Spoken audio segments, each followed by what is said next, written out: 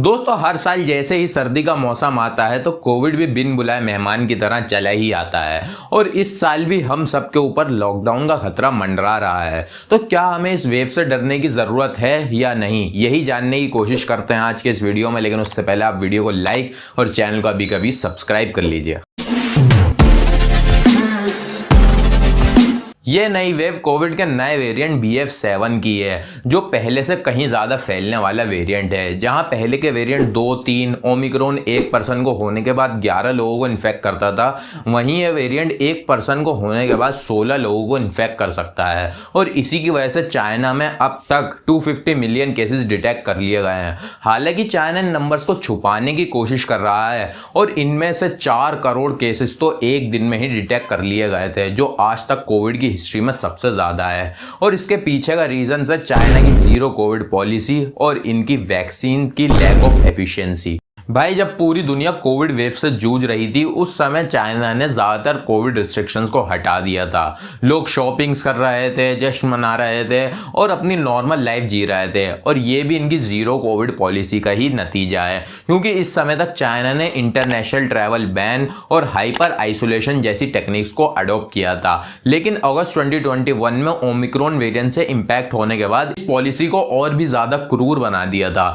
जैसे कि कहीं 2-3 लोग भी इन्फेक्टेड पाए जाते थे तो उस पूरे एरिया को सील कर दिया जाता था, और कुछ और इन्फेक्टेड लोग मिलते थे तो पूरी सिटीज को लॉकडाउन किया जाता था। और इसी की वजह से इनकी इकोनॉमी पर बहुत ज्यादा असर पड़ा है। खैर इस टॉपिक पर अलग वीडियो में बात करेंगे। और इनके इसी हार्श बिहेवियर की वजह से लोगों के प्रति सरकार के खिलाफ एक डिसकंटेंट की भावना पैदा हो गई और लोगों में एक नेचुरल इम्यूनिटी भी डेवलप नहीं हो पाई। जहां पूरी दुनिया में लोग कोविड से लड़ रहे थे तो वहीं दूसरी तरफ उन लोगों में एक नेचुरल इम्यूनिटी भी डेवलप हो गई थी। हाँ, आप में भी।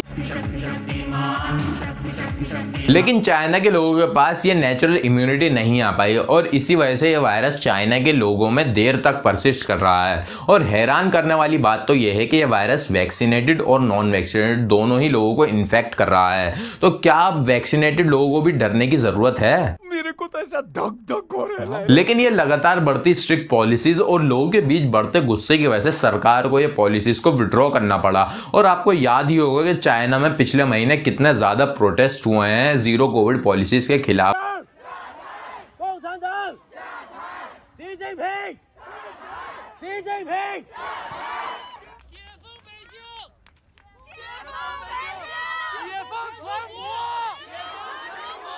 और सरकार को इसी के दबाव में आकर ये पॉलिसीज को विड्रॉ करना पड़ा और सब कुछ ओपन कर देना भी इस वेव का एक बड़ा कारण बना। वैसे तो चाइना ने क्लेम किया है कि उनके 90% लोग वैक्सीनेटेड हैं, लेकिन चाइना असली फिगर्स को छुपा रहा है, क्योंकि चाइना में 60+ एज ग्रुप के 24 मिलियन लोगों को अभी तक फर्स्ट डोज भी नहीं लगी है। और ये वही लोग हैं जो सबसे ज्यादा वायरस की चपेट में आ रहे हैं। दोस्तों यहीं से निकलता हमारा दूसरा रीजन। चाइना में वैक्सीनेटेड लोगों के इन्फेक्ट होने के पीछे का रीजन है लैक ऑफ एफिशिएंसी।